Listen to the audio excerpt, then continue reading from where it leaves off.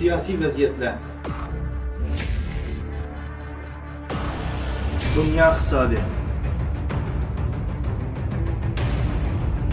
fan texnika, biz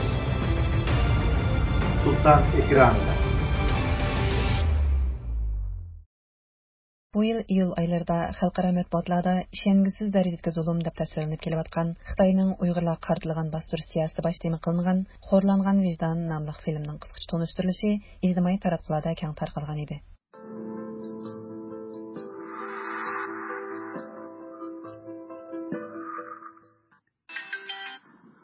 Assalomu alaykum. Qanday ahvolingiz Qaysar? Yaxshi, shukr o'zingiz uchun. Qizim yaxshimi? Qizingiz qachon kelsiz Qaysar? Sizni pek sevgandik. Shu. Ayt to'g'ri qildingiz. Yo'ldishingiz qaytib kelsa, biz bir suhbat xotir solamiz. Siz hozir biz bilan soqchixonaga berib, ba'zi materiallarga imzo etsangiz bo'ldi. Nima material u? Yo'ldishingizning vaqtida qaytib kelishiga kafolat qilgan kafolatnoma imzo etsangiz bo'ldi. Mazkur filmning film ishlovchisi Nabijan Ala apandi o'zining Twitter, Facebook qatorliq shaxsiy hisoblaridan bu filmning Sharqiy Turkiston Jumhuriyati qurilganligining 87 yillik xotir kunida, ya'ni 12 noyabr kuni keng tomoshabinlar bilan yuz ko'rsatganligini uqtirgan.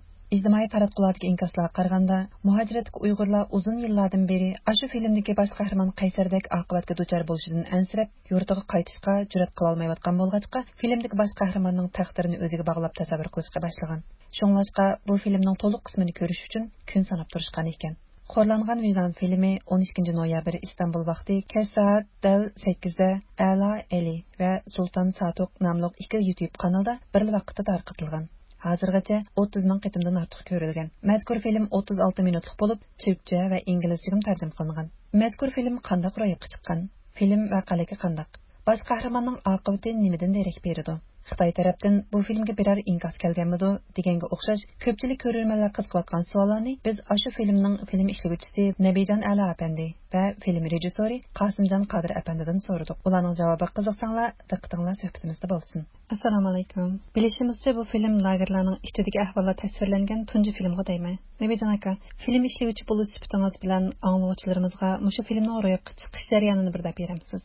Biz bu filmni bu yıl 2. aydan başladık. 2. aydan bir resmi şekilde senaryo yazdıgan ballarını bir toplap ulardan ceza lagerini tasvirlash haqidagi ceza lagerini aks ettirish haqidagi film bizning o'tgan yildan kallımız kelgan, ama o vaqtida ishlash imkoniyatimiz, sharoitimiz pishib yetilmagan edi. 2. ayda men Istanbulga bordim, shu vaqtda bu planni o'tirib qo'yib, bunga doir senariylarni yozadigan qarindoshlarimiz bilan to'plab, ularning fikrini olib, bir o'rtaq shaklda bir senariyani shu vaqtda 7. günden başlap 2. aydan başlap resmi başladık.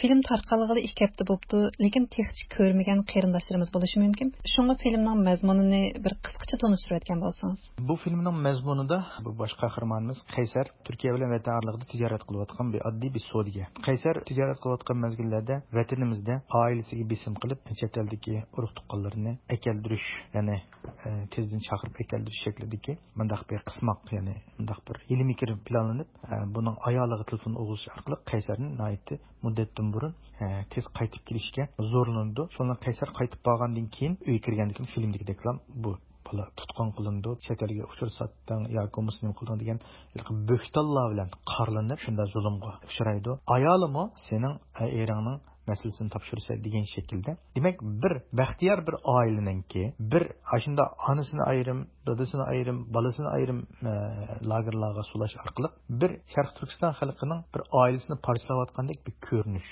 Bu orqali Sharq Turkistonda minglagan, millionlagan xalqimizning mushunda kunga, mushunda zulmga duchor bo'layotganligini filmning hikoya voqelik orqali tushuntirish gavdandirdi. Bundan boshqa yana bu film ichida buning qistirma shaklida mayli organ ilishi olsun, anandan keyin qizlarimizni majburiy Xitoy aqllarga ko'chmalarga yo'qlik qilish olsun, anandan keyin bolalarimizni bolalar lagerida Xitoylashtirish olsun, mengisini juyish olsun, qatorliq nuqtalar aniq gavdandirildi. Eng oxirida Qaysarning organni ilishga akirib o'zininki o'limga, ya'ni yuzlanganligini bilgan Qaysarning butun kuchini yig'ib turib, bütün g'azab nafrati bilan o'zini sodlashgan, o'zining hattoki ashada parxorligimi tasvirlanadi. Ayni o'zining mol mulkini hatto sodlashib, o'zining mashinasini, uyini bergan taqdirdami Xitoy tajovuzchilarining va'dasi tutilmay yana ashini qurbon qilish, ya'ni o'ldirish maqsadiga yetmoqchi bo'lganligidek bir haqiqatni tushungan Qaysar qo'liga pichoq ilib, ashu o'zini o'ldirmoqchi bo'lgan. Ya'ni u soqchini o'ldirish orqali butun qarshilik bir ro'yini aks ettirdi. Bu orqali xalqning g'azab nafratini musal gavdalantirish shaklida ifodalab bu kinoni oyoqlashtirgan bo'ldik.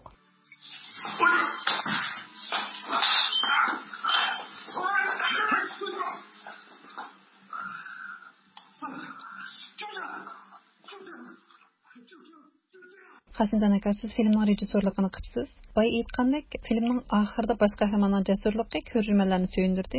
Mushu sahnani o'rnashtirishdagi sizning tushunchangizni anglab batgan bo'lsak. Hamda bu filmning oxiga shu voqelikni o'rnaштirish orqali xalqimizga yo'ritib bermoqchi bo'lgan ideyalarimiz hamda har qanday bir filmda bir to'qinish bo'ldi-chu. Ziyonlanguchi menga ziyonlantirib chiqarsak yaxshi bo'lmaydi. Chuqum eskining bir jazolanishi kerak.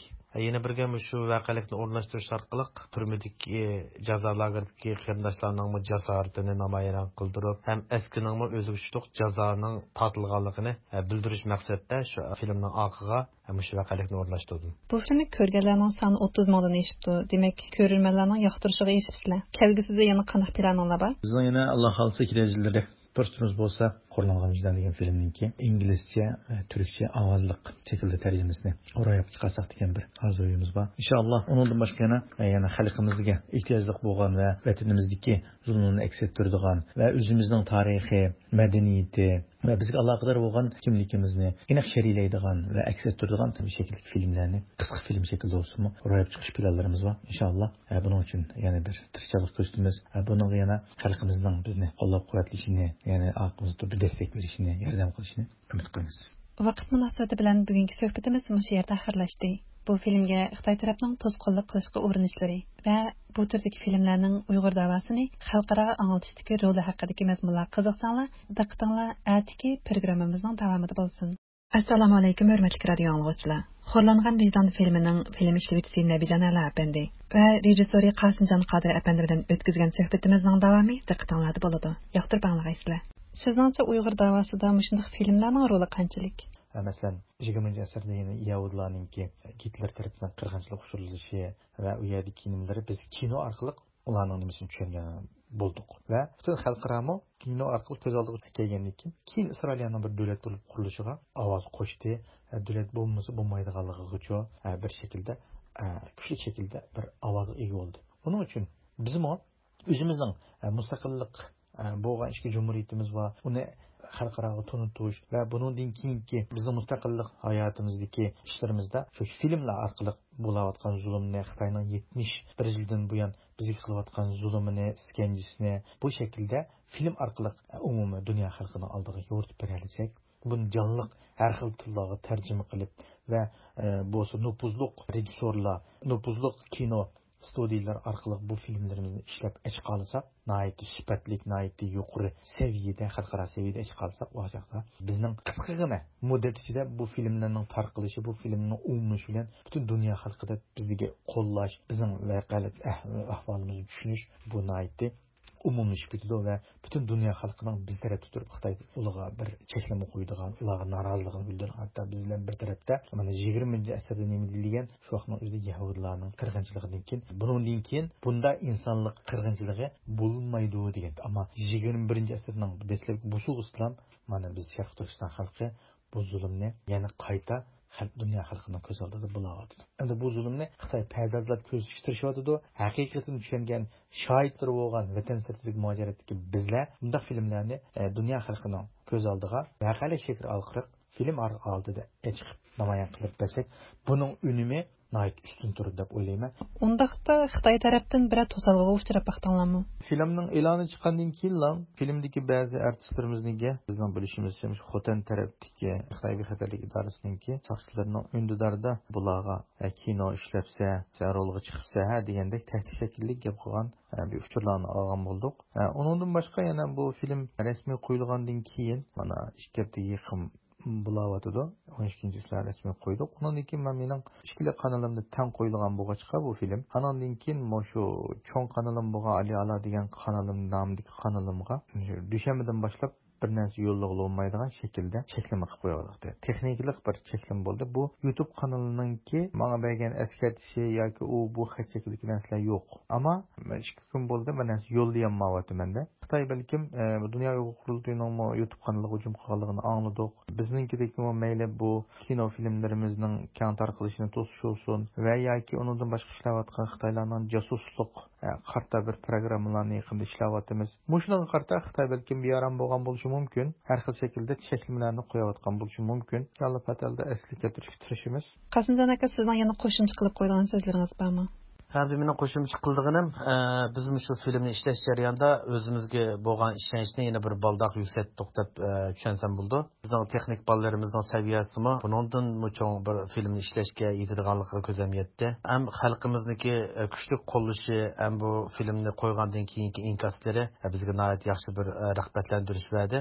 Bundan keyingi filmlarimizni texnik mukammal, keng doirada ishlashimizga bir turtki bo'ldi deb o'ylayman. Ham shu film uchun barliq japotatgan, shu filmga qatnashib bergan barliq qarindoshlarimga men shu ekran yuzidan yana bir rahmatimni bildiraman. Ham bundan keyingi ishlanmoqchi bo'lgan filmlarimizga shunday aktiv qatnashib berishini tavsiya qilaman. Nebijon aka, sizning oxirida deydigan yurak so'zlaringiz bormi deyman? Oxirida men yana shu film ishlash jarayonida izchil turdi bilan bir bo'lgan shu rejissyordan tortib toki oddiy shu yordamchi qarindoshlarimizgacha, hattoki shu yordamchi artistlarimiz shu necha soatlab kunlab shu yerda bizlar tajriban tortdi. Ularga samimiy rahmatimni bildirma. Shuningdek bilan birga bizni bu narjatni qo'llagan filmni ro'yobga chiqish uchun moddiy va ma'naviy destek bergan qarindoshlarimizga, shuningdek bilan birga mayli o'qib-bilik maktabi bo'lsin, mayli u bizga iqtisodiyotdan yordam bergan doktor Burhan Seki qarindishimiz olsun, Kanadadagi To'yg'un Abduvali qarindishimiz olsun, bularga samimiy rahmatimni bildirma. Shuning bilan birga bu kinoga ya'ni ko'rib bo'lgan lekin samimiy taklif maslahat bergan qarindoshlarimizga bu fursatda rahmatimni bildirma, minnatdorligimni bildirma. Rahmat.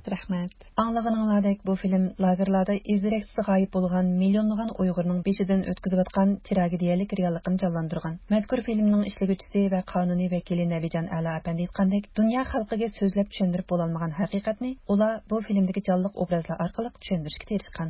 Kaliforniya universiteti Shaw fondining mudiri hamda Birlashgan Davlatlar Tashkilotining Ma'arif, Ilm-fan va Madaniyat Tashkiloti irqiy qirg'inchilik masalalari bo'limining raisi Stephen Sims apandi uzun yil Yahudiy cho'ng qirg'inchilik haqida tadqiqot bilan shug'ullangan. Uning aytishicha, mushundaq qisqa film, hujjatli film qatorliq ko'z bilan ko'rgili bo'lgan vositalardan foydalanib, cho'ng qirg'inchilikni bir shaxsning hikoyasiga aylantirish orqali anglitishning unumi texmi zo'r bo'ladi ekan. Stephen apandi xo'rlangan vijdon filmi haqida mundaq dedi. I think this film is helpful in explaining the reasons behind the way in which the Chinese government is behaving. Menimcha bu film Xitoyning navbatda Uyg'urlarga yurgizayotgan siyosatlarining orqa ko'rinishini tushuntirishga muhim rol o'ynaydi. Filmda Xitoy hokimiyatining Uyg'urlarni sababsiz tutqun qilishi, eg'ir qiyin qisqa qilishi, chet el bilan aloqasi bo'lgan Uyg'urlarni tahdidlab ko'rish qatorliq jinoyatlari nihoyatda aniq tasvirlangan. Uyg'urlar navbatda duch kelayotgan krizisni bilmaydigan ko'rurmanlarga nisbatan bu nihoyatda ustunlik bilan hammani ko'z oldiga sizib bergan. The film very carefully lays out what it is that the Uyghur are experiencing at this time. O oxirida bu turdagi filmlarning unumi haqida mundaq dedi. I think the use of film is good for a general audience. It's important for people to understand that these methods are being used. Film orqali har soatga kishilarga xitob qilib bo'ladi. Kishilar Xitoyning Uyg'urlarga yurgizayotganligini xalqaro qonunlarga asoslanganda faqat kishilik huquqni dafsanda qilishli bo'lib qolmasdan, balki yana bir millatni butunlay yo'q qilish strategiyasi kerakligini tushunish kerak. Men to'xtamay davom qilayotgan bu ikkinchi krizisni yoritish uchun qilingan bu tirishchanlikdan so'yindim. Bu filmning ko'rurmanlarining texmi ko'payishini, ularning navbatda Uyg'urlar duch kelayotgan ig'ir vaziyatga nisbatan tushuncha hosil qilishini umid qilaman. And hope that a wide audience gets to see and understand what it is the Uyghur people are going through at this time. Bu programmani Nuriman tayyorladi.